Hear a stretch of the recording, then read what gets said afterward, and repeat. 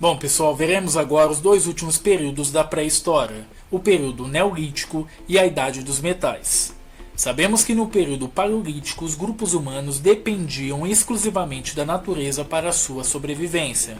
Praticavam a pesca, a coleta de frutos e raízes, viviam em pequenos grupos e eram nômades, ou seja, não tinham moradias fixas.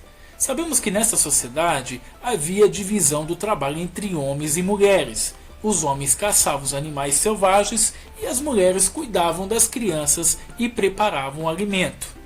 Acredita-se que ao preparar os alimentos, as mulheres observaram que as sementes dos frutos que elas jogavam fora brotavam e cresciam, produzindo novos frutos e novas sementes. Desta forma, pessoal, as mulheres descobrem a agricultura. A agricultura revolucionou a vida dos grupos humanos no período Neolítico.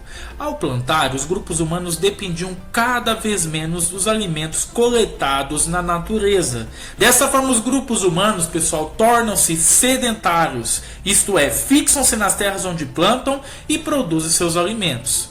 Com o aumento das plantações, houve o aumento dos grupos humanos no período Neolítico, surgindo assim as primeiras aldeias neolíticas, que com o passar do tempo irão se tornar as primeiras cidades. As terras não tinham dono, pertenciam ao grupo, à aldeia, todos podiam plantar e colher, pois todos faziam parte daquela comunidade. O homem, pessoal, nesse período domina a técnica de domesticar os animais. As relações entre as pessoas tornam-se mais complexas, tornando-se necessário o desenvolvimento de uma organização política para resolver os problemas das aldeias. Construir obras de interesse coletivo, como canais de irrigação, pontes, reservatórios de água, moinhos, fornos para assarem os pães.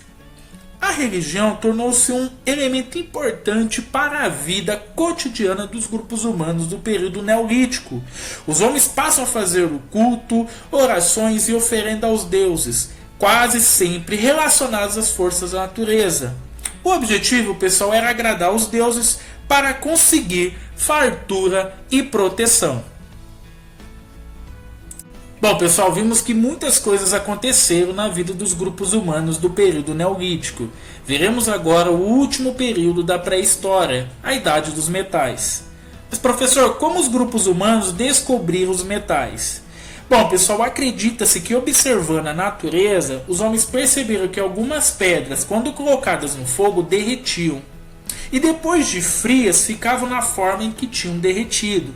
Na verdade, pessoal, essas pedras eram os metais. E após essa descoberta, os homens puderam fabricar armas, ferramentas, objetos de uso doméstico, como panelas, enfeites e facas.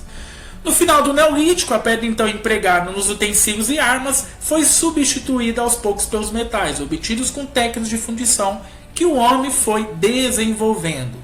Pessoal, a Idade dos Metais foi a última fase do período Neolítico e marca o início da dominação dos metais nas primeiras sociedades sedentárias.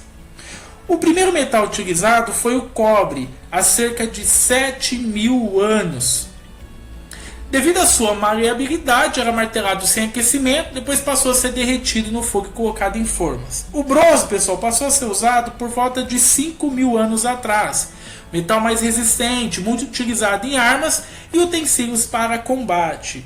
Apenas em torno de 3.500 anos atrás passou a se usar o ferro, que é o metal mais difícil de ser manuseado, e foi sendo usado de forma lenta.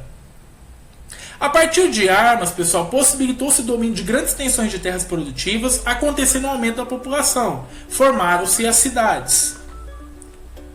As primeiras guerras e a invasão de uma comunidade sobre a outra contou com o desenvolvimento de armas de metal. O uso do metal, pessoal, pode influenciar tanto na expansão como no desaparecimento de determinadas civilizações.